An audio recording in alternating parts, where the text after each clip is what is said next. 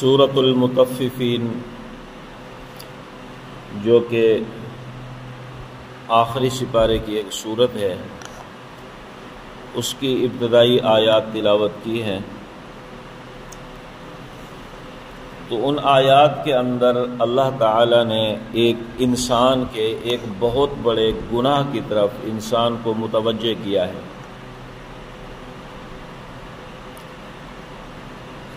یہاں پر یہ بات بھی مد نظر رہے کہ گناہ کہتے ہیں اللہ تعالیٰ کی نافرمانی کو۔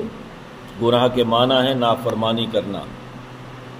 مثلاً کہ ایک بڑا ہمیں کوئی حکم دے کہ تم یہ کام کر لو، مثلاً والدین حکم دیں کہ تم یہ کام کر لو اور وہ کام بھی جائز ہو، تو آگے سے ہم اس کام کو نہ کریں تو اس کو نافرمانی کہا جاتا ہے۔ اور اسی طرح اللہ اور اس کے رسول صلی اللہ علیہ وسلم اگر کسی کام کا حکم دے دیں کہ یہ کام کرو اور کسی کام سے منع کر دیں کہ تم یہ کام نہ کرو، تو لیکن آگے سے انسان اللہ اور اس کے رسول صلی اللہ علیہ وسلم کے بتائے ہوئے کام کو انجام نہ دے یا جس کام سے منع کیا گیا ہے اس کو کر گزرے تو اس کو گناہ کہا جاتا ہے۔ تو ان آیات کے اندر اللہ تعالیٰ نے انسان کو ایک بہت بڑے گناہ کی طرف متوجہ کیا ہے۔ لیکن یہاں پر یہ بات بھی یاد رکھیں کہ چاہے نیکی ہو یا گناہ ہو، دونوں کے اپنے اپنے اثرات ہوتے ہیں۔ نیکی بھی اپنا اثر رکھتی ہے اور گناہ بھی اپنا اثر رکھتا ہے۔ مثلاً کہ ایک تاریخ کے اندر ایک نام آتا ہے ابو علی سینا کا۔ یہ بہت بڑا سائنسدان تھا مسلمانوں کا، لیکن لبرل قسم کا تھا اور اس نے بہت کام کیا ہے، حکیم بھی تھا۔ ایک مرتبہ یہ حضرت خواجہ ابو الحسن خرقانی رحمۃ اللہ علیہ کی خدمت میں حاضر ہوا تو حضرت اس وقت کچھ واضح و نصیحت فرما رہے تھے، اور اس میں ذات جو اللہ ہے، لفظ اللہ، یہ اللہ تعالیٰ کا ذاتی نام ہے، اور باقی جتنے بھی ہیں یہ اللہ تعالیٰ کے صفاتی نام ہیں۔ تو حضرت خواجہ ابو الحسن خرقانی رحمۃ اللہ علیہ اس میں ذات یعنی لفظ اللہ کے اثرات اور اس کے فضائل و مناقب بیان فرما رہے تھے۔ تو ابو علی سینا جو تھا وہ کہنے لگا کہ حضرت یہ لفظ تو بالکل چھوٹا سا ہے اور آپ اس کے اتنے زیادہ اثرات بیان فرما رہے ہیں اور اتنے زیادہ آپ اس کے فضائل و مناقب بیان کر رہے ہیں۔ تو حضرت نے اس کو فرمایا چل گدھے تجھے کیا پتا۔ یہ لفظ فارسی میں حضرت نے یہ لفظ ارشاد فرمایا کہ چل گدھے تجھے کیا پتا۔ تو جب یہ حضرت کے منہ سے یہ الفاظ نکلے تو ابو علی سینا جو تھا بہت بڑا آدمی تھا، بہت بڑا آدمی تھا، اور اس وقت بھی یہ ڈاکٹروں کے ہاں جو اصول و ضوابط پڑھائے جاتے ہیں ان کی بنیاد ابو علی سینا ہے، اور اس وقت یورپ کے اندر یہ میڈیکل سائنس کی جو تحقیقات ہو رہی ہیں ان کی بنیاد بھی ابو علی سینا ہے۔ اور بھی سائنسدان ہیں بہت سارے، لیکن ابو علی سینا کا ایک نمایاں نام ہے۔ تو جب حضرت نے اس کو یہ ارشاد فرمایا نا کہ چلے گدھے تجھے کیا پتا، تو اس وقت اس کو پسینہ آنا شروع ہو گیا ابو علی سینا کو، اور پسینے میں شرابور ہو گیا۔ تو تھوڑی دیر کے بعد حضرت نے پوچھا خواجہ ابو الحسن خرقانی رحمۃ اللہ علیہ نے کیا بات ہے بھی پسینہ کیوں آ رہا ہے؟ تو وہ کہنے لگا کہ حضرت آپ نے مجھے گدھا کہا ہے، اس کی وجہ سے، اس کے اثر کی وجہ سے مجھے پسینہ آ رہا ہے۔ تو حضرت نے فرمایا کہ جب لفظ گدھا اتنا اثر رکھتا ہے تو کیا لفظ اللہ جو ہے وہ اپنا اثر نہیں رکھتا؟ تو لفظ اللہ بھی اپنا اثر رکھتا ہے۔ تو بات کرنے کا میرا مقصد یہ ہے کہ نیکی ہو وہ بھی اپنا اثر رکھتی ہے، گناہ ہو وہ بھی اپنا اثر رکھتا ہے۔ حضرت شاہ عبد العزیز محدث دہلوی رحمۃ اللہ علیہ، شاہ ولی اللہ محدث دہلوی رحمۃ اللہ علیہ کے بیٹے تھے اور ان کے جانشین بھی تھے۔ اور یہاں پر یہ بات بھی یاد رکھیں کہ اس وقت ہندوستان کے اندر جو علم حدیث پڑھایا جاتا ہے اس کی سند شاہ ولی اللہ محدث دہلوی تک پہنچتی ہے، شاہ عبدالعزیز کے واسطے، ان کے بیٹے کے واسطے سے۔ اور علم حدیث کو ہندوستان میں سب سے زیادہ، سب سے پہلے پھیلانے والا جو خاندان ہے وہ شاہ ولی اللہ کا خاندان اور شاہ عبدالعزیز محدث دہلوی رحمۃ اللہ علیہ کا خاندان ہے۔ تو شاہ عبدالعزیز محدث دہلوی رحمۃ اللہ علیہ کا ایک شاگرد تھا، اس کا مشہور ایک لقب تھا خواجہ مشکی، بڑا حسین و جمیل تھا وہ، لیکن یہ اس کا ایک لقب تھا، اس کا اصل نام کچھ اور تھا۔ اور وہ شاہ عبدالعزیز محدث دہلوی رحمۃ اللہ علیہ کی خدمت کے اندر پڑھنے کے لیے جایا کرتا تھا، بڑا حسین و جمیل اور خوبصورت نوجوان تھا۔ تو جس راستے سے گزرتا وہاں پر ایک عورت کا گھر تھا، تو وہ عورت اس کو روزانہ آتے جاتے دیکھتی، اور اس عورت کی جو نیت تھی اس کی نیت میں فطور آ گیا، اور اس عورت نے اس کو اپنے گھر کے اندر بلایا، اس طالب علم کو، خواجہ مشکی کو اپنے گھر کے اندر بلایا اور اس کو گناہ کی دعوت دی۔ تو چونکہ اس کو شاہ عبدالعزیز محدث دہلوی رحمۃ اللہ علیہ کی صحبت میسر تھی تو اس نے انکار کر دیا، اس طالب علم نوجوان نے۔ تو جب اس نے انکار کیا تو وہ عورت کہنے لگی کہ اگر تم میری خواہش پوری کرو گے تو ٹھیک ہے، ورنہ میں شور مچا دوں گی اور پورا محلہ اکٹھا ہو جائے گا اور تمہاری بدنامی ہوگی۔ تو اللہ تعالیٰ نے اس نوجوان کے دل و دماغ کے اندر ایک ترکیب ڈالی، تو وہ کہنے لگا اس عورت سے، وہ نوجوان طالب علم، کہ مجھے واش روم کی حاجت ہے، میں واش روم میں جانا چاہتا ہوں، واش روم کہاں ہے؟ تو اس عورت نے راستہ بتا دیا، وہ فلاں جگہ پر واش روم ہے۔ تو وہاں پر چلا گیا۔ اس زمانے میں جو واش روم ہوتے تھے اس میں گندگی ایک جگہ اکٹھی ہوتی تھی اور بعد میں باہر پھینکی جاتی تھی، تو وہاں پر جو گندگی پڑی تھی اس نوجوان نے اس کو اپنے اوپر ملا اور مل کر اس عورت کے سامنے آ گیا۔ جب عورت نے اس کو دیکھا تو اس کو نفرت ہونے لگی، اس نے دھکے دے کے باہر نکال دیا۔ جب وہ نوجوان باہر نکلا، آگے کوئی نہر تھی، نہر کے اوپر اس نے جا کر اپنے کپڑے دھوئے، پاک صاف کیا ان کو، اور کپڑوں کو دھو کر پاک صاف کر کے شاہ عبدالعزیز محدث دہلوی رحمۃ اللہ علیہ کی خدمت میں پڑھنے کے لیے حاضر ہو گیا، کہ وہ وہیں جا رہا تھا وہ پہلے سے۔ تو جب وہاں پر پہنچا تو طلباء اور اساتذہ نے محسوس کیا کہ اس کے جسم سے، کپڑوں سے مشک کی خوشبو آ رہی ہے۔ تو ان سے پوچھا کہ کیا بات ہے بھائی، تم نے کون سی خوشبو لگائی ہے، مشک کہاں سے لیا ہے یہ؟ انہوں نے کہا میں نے تو کوئی خوشبو نہیں لگائی۔ جب اصرار کیا شاہ عبدالعزیز محدث دہلوی رحمۃ اللہ علیہ کو، پھر اس نے عرض کیا کہ حضرت اس طرح کا واقعہ میرے ساتھ پیش آیا ہے، تو حضرت نے فرمایا کہ تمہارے تقوی کا اثر ہے جو خوشبو کی شکل میں ظاہر ہو رہا ہے۔ تو جس طرح تو گناہ بھی اپنا اثر رکھتے ہیں، اور انسان کی جو نیکی ہوتی ہے، نیکی بھی اپنا اثر رکھتی ہے۔ تاریخ کے اندر ایک واقعہ آتا ہے، ایک سنار تھا، سنار،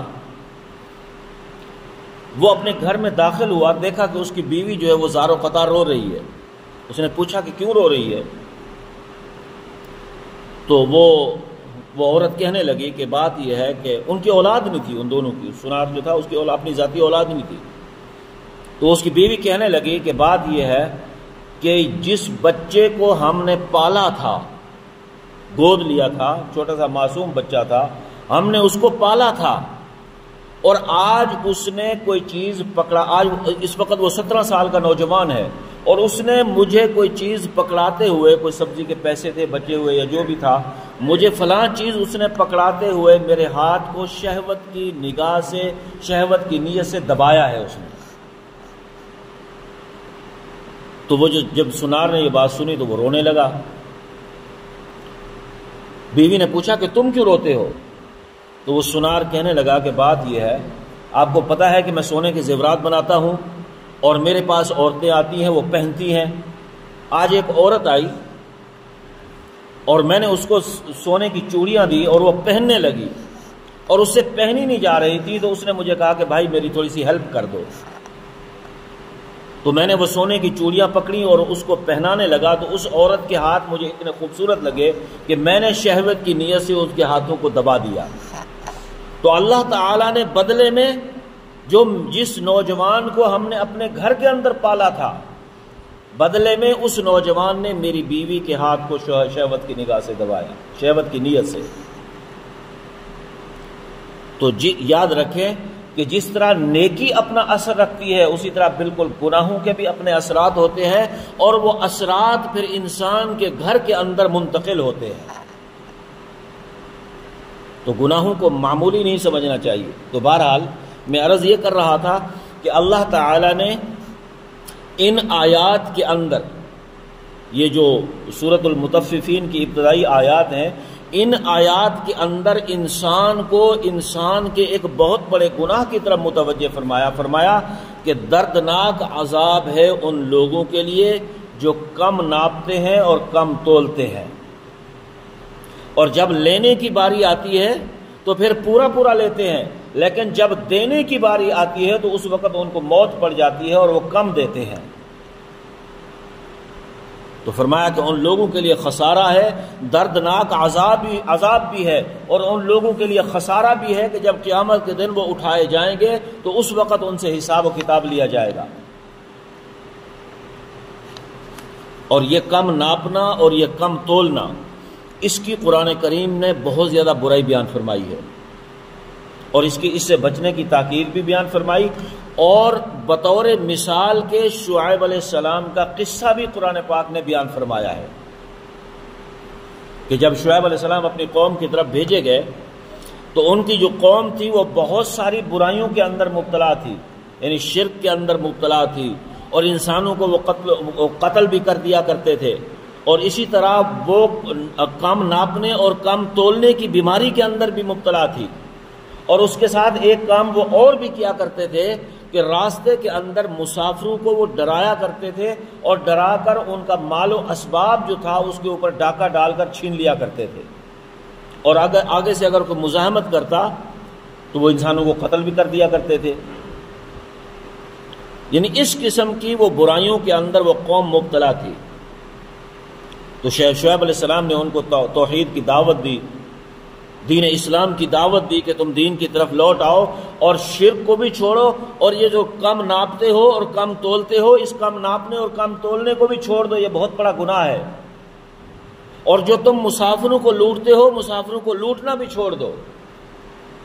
تو جب شعیب علیہ السلام نے ان کو دعوت دی تو وہ کہنے لگے کہ اصلاتک تأمرک ان نترک ما یعبد آباؤنا او ان نفعل فی اموالنا ما نشاء، یعنی تمہاری جو نمازیں ہیں، جو تم نماز پڑھتے ہو، تمہاری نمازیں تمہیں اسی بات کا حکم دے رہی ہیں کہ ہم اپنے معبودوں کو چھوڑ دیں، اور وہ معبود جن کی ہمارے آباء و اجداد یعنی باپ دادا بھی پوجا کرتے آ رہے ہیں، اور یہ جو تم کہہ رہے ہو کہ ناپ تول کرنے کو چھوڑ دو، یہ تو ہمارا مال ہے، ہم جس طرح چاہیں تصرف کریں، تم ہمیں کون ہو روکنے والے؟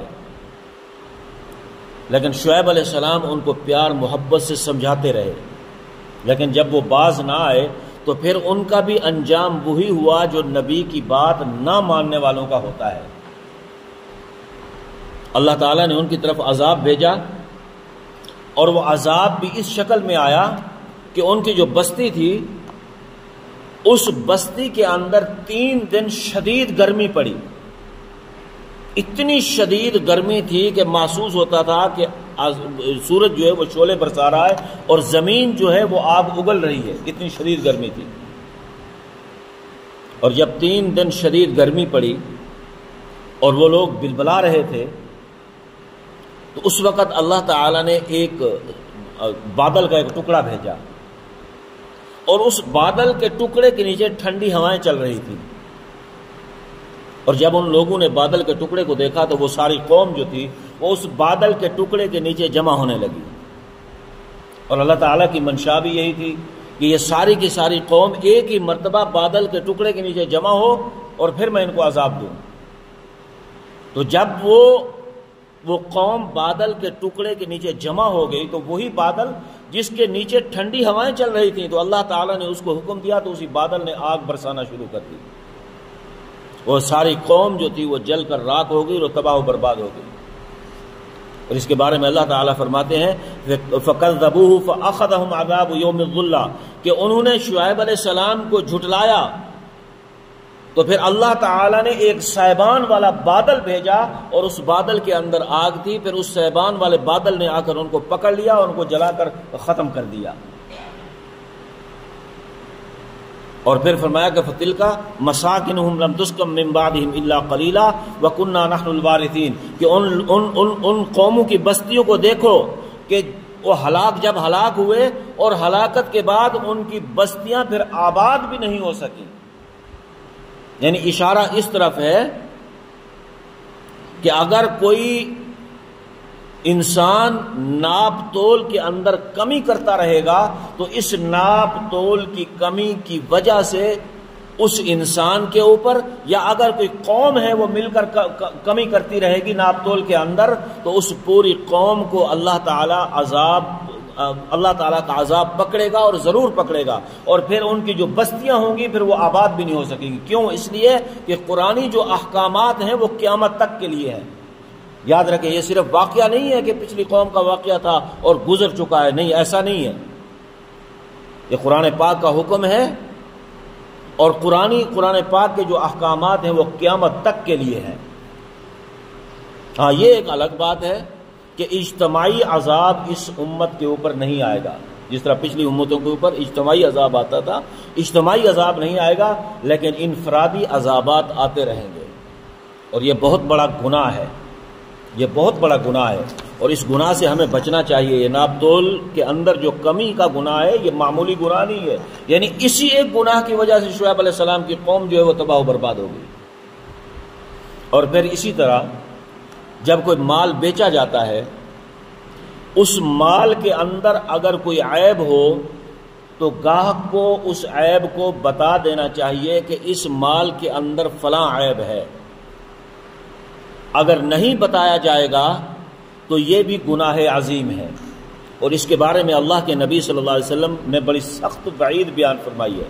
فرمایا کہ جو شخص عیبدار چیز بیچے، فروخت کرے، کسی چیز کے اندر عیب تھا اور اس کو بیچ دیا بغیر بتائے، گاہک کو دے دی، اس کا عیب نہیں بتایا، تو فرمایا کہ ایسا شخص مسلسل اللہ تعالی کے غضب میں رہتا ہے، اور ایسے شخص کے اوپر اللہ کے فرشتے مسلسل لعنت بھیجتے رہتے ہیں.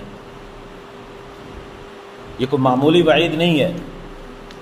ایک حدیث پاک میں آتا ہے کہ ایک مرتبہ اللہ کے نبی صلی اللہ علیہ وسلم بازار میں تشریف لے گئے تو دیکھا کہ ایک آدمی جو ہے وہ گندم بیچ رہا تھا. گندم کی ڈھیری پڑی تھی اور اس کو وہ بیچ رہا تھا، اور اوپر بہت اچھی گندم پڑی ہوئی تھی. لیکن جب اللہ کے نبی صلی اللہ علیہ وسلم نے اس ڈھیری کے اندر ہاتھ ڈالا اور جب ہاتھ باہر نکالا، دیکھا کہ نیچے جو ہے وہ گلی گندم ہے اور خراب گندم ہے، گلی ہوئی گندم ہے. تو اللہ کے نبی صلی اللہ علیہ وسلم نے اس شخص سے پوچھا کہ تم نے ایسا کیوں کیا، اور اوپر تم نے اچھی گندم رکھ رکھی ہے اور اندر جو ہے تم نے خراب گندم رکھ رکھی ہے. تو وہ شخص کہنے لگا، یا رسول اللہ صلی اللہ علیہ وسلم، کہ اصل بات یہ ہے کہ بارش آئی اور بارش کی وجہ سے کچھ گندم خراب ہو گئی تھی، اور اس لیے میں نے اس کو نیچے چھپا دیا ہے. اگر اس کو میں اسی صورت میں بیچتا تو گاہک نہ لیتا. تو اللہ کے نبی صلی اللہ علیہ وسلم نے اس کو ڈانٹا اور فرمایا، یہ تمہارا طریقہ غلط ہے. جس طریقے پر تم گندم بیچ رہے ہو یہ تمہارا طریقہ غلط ہے. من غش فلیس منا، فرمایا کہ یہ تو دھوکہ ہے، اور دھوکہ کرنے والا میری امت میں سے نہیں ہے. دھوکہ کر کے مال بیچنے والا میری امت میں سے نہیں ہے. فرمایا اگر تم نے گندم بیچنی ہے تو تم جو صورت ہے گندم کی، جو شکل ہے گندم کی، اسی شکل و صورت کے اندر بیچو. اگر تم نیچے خراب گندم رکھ کے اوپر اچھی گندم رکھ کے بیچو گے، دوسرے کے ساتھ دھوکہ ہے. اور من غش فلیس منا، اور فرمایا کہ دھوکہ کرنے والا میری امت میں سے نہیں ہے. یہ کوئی معمولی وعید نہیں ہے. یعنی اللہ کے نبی صلی اللہ علیہ وسلم نے دھوکہ کرنے والے کو، یا مال کے اندر عیب ہو اور گاہک کو عیب نہ بتانے والے کو اپنی امت سے ہی خارج کر دیا ہے. امام اعظم امام ابو حنیفہ رحمۃ اللہ علیہ، جن کے ہم سب مقلد ہیں، بہت بڑی شخصیت تھے، وہ بڑے سے بڑے نفع کو بھی اس حدیث پاک کے اوپر قربان فرما دیا کرتے تھے. کپڑے کے تاجر تھے امام ابو حنیفہ رحمۃ اللہ علیہ، کپڑے کی تجارت فرمایا کرتے تھے. تو ایک مرتبہ ان کے پاس ایک تھان آ گیا کپڑے کا جس کے اندر عیب تھا، خراب تھا. آپ جو کہ علمی کام بھی کیا کرتے تھے، طلباء کو پڑھایا بھی کرتے تھے، اور خود عبادت بھی کیا کرتے تھے. اور اپنے کاروبار کو تھوڑا سا وقت دیا کرتے تھے اور باقی جو ہے نا ملازموں کے اوپر ڈال رکھا تھا۔ تو جب وہ تھان آیا کپڑے کا تو اس کے اندر عیب تھا، تو آپ نے ملازموں کو کہا، امام ابو حنیفہ رحمۃ اللہ علیہ نے، کہ اس تھان کے اندر فلاں عیب ہے، اگر میری موجودگی میں کوئی گاہک آ گیا تو میں بتا دوں گا، اگر میری عدم موجودگی یعنی غیر موجودگی میں اگر کوئی گاہک آ جائے تو اس کو تم نے اس عیب کے بارے میں بتا دینا ہے، اگر اس کا دل چاہے گا تو وہ لے لے گا، اگر اس کا دل نہیں چاہے گا تو نہیں لے گا۔ یہ ارشاد فرما دیا، کہہ دیا، حکم دے دیا۔ اللہ کی شان کے امام ابو حنیفہ رحمۃ اللہ علیہ اپنی دکان پر نہیں تھے کہ ایک گاہک آیا اور ملازم نے اس کو وہ تھان بیچ دیا، وہ اس نے پیسے دیے، تھان لیا، وہ چلا گیا۔ جب امام صاحب رحمۃ اللہ علیہ دکان پر آئے، دیکھا وہ تھان نہیں تھا، پوچھا، ہاں بھائی تھان بک گیا؟ تو ملازم نے کہا جی بک گیا ہے وہ تھان۔ تو پھر پہلی فرصت میں یہی بات پوچھی کہ کیا تم نے گاہک کو اس تھان کے اندر جو عیب تھا اس کے بارے میں بتایا یا نہیں بتایا؟ تو ملازم کہنے لگا حضرت میں تو بھول گیا تھا بتانا۔ تو حضرت نے فرمایا کہ بھائی میں نے تمہیں تاکید بھی کی تھی کہ تم نے دھوکہ دے کر مال نہیں بیچنا، لیکن تم نے عمل نہیں کیا، تم نے بیچ دیا۔ خیر، امام ابو حنیفہ رحمۃ اللہ علیہ بنفس نفیس خود اس گاہک کی تلاش میں چل پڑے۔ نشانیاں جو بتائی ملازم نے، ان نشانیوں کو مد نظر رکھ کے اس گاہک کے پیچھے چل پڑے اور جا کر اب بالآخر اس کو ڈھونڈا، اور ڈھونڈ کر اس کو فرمایا کہ بھائی جو تم نے میری دکان سے تھان لیا ہے کپڑے کا، اس کے اندر فلاں عیب تھا اور میرا ملازم تمہیں بتانا بھول گیا تھا، اگر تم اس کپڑے کو رکھنا چاہتے ہو تو اس کی قیمت یہ ہے، اور باقیہ جو پیسے میرے پاس بچتے ہیں ان کو واپس لے لو، اور اگر تم اس کو واپس کرنا چاہو تو اپنی رقم واپس لے لو اور ہمارا تھان جو کپڑا ہے اس کو واپس کر دو۔ یعنی اس طرح ہمارے حضرات جو ہے وہ سودا بیچتے وقت بہت زیادہ احتیاط کر کے بڑے سے بڑے نفع کو اس حدیث پاک کے اوپر قربان فرما دیا کرتے تھے۔ تو بہرحال سورۃ المطففین کے ان ابتدائی آیات کے اندر اللہ تعالیٰ نے انسان کو ایک بہت بڑے گناہ کی طرف متوجہ فرمایا ہے، اور وہ گناہ ہے کم ناپنا اور کم تولنا۔ یہ کوئی معمولی گناہ نہیں ہے، یاد رکھیں، کم ناپنا کم تولنا یہ معمولی گناہ نہیں ہے۔ اس کے بارے میں فرمایا کہ ویل للمطففین الذین اذا اکتالوا علی الناس یستوفون، فرمایا کہ دردناک عذاب ہے اس شخص کے لیے کہ جو کم ناپتا ہے اور کم تولتا ہے۔ جب لینے کی باری آتی ہے پورا پورا لیتا ہے، اور جب دینے کی باری آتی ہے تو کم دیتا ہے، اور فرمایا کہ اس شخص کے لیے دردناک عذاب ہے۔ اور فرمایا کہ اگر کوئی ایسا کرتا ہے تو اپنے پیٹ کے اندر آگ کے انگارے بھر رہا ہے۔ ان الذین یاکلون اموال الیتامی ظلما انما یاکلون فی بطونہم نارا وسیصلون سعیرا، فرمایا کہ ایسا شخص اپنے پیٹ کے اندر آگ کے انگارے بھر رہا ہے اور اپنی دنیا بھی خراب کر رہا ہے اور اپنی آخرت بھی خراب کر رہا ہے۔ تو ہم اپنا جائزہ لیں کہ اگر ہم اس قبیح گناہ کے اندر مبتلا ہیں تو ہمیں پہلی فرصت میں توبہ کرنی چاہیے، اور تو دو کام کریں، ایک اگر کم ناپنے اور کم تولنے کے اندر ہم گناہ کے اندر مبتلا ہیں اس سے بھی توبہ کریں، اور اگر دھوکہ دے کر ہم مال فروخت کر رہے ہیں تو اس گناہ سے بھی ہم توبہ کریں۔ اللہ تعالیٰ ان باتوں پر عمل کرنے کی توفیق عطا فرمائے۔ وآخر دعوانا الحمد للہ رب العالمین۔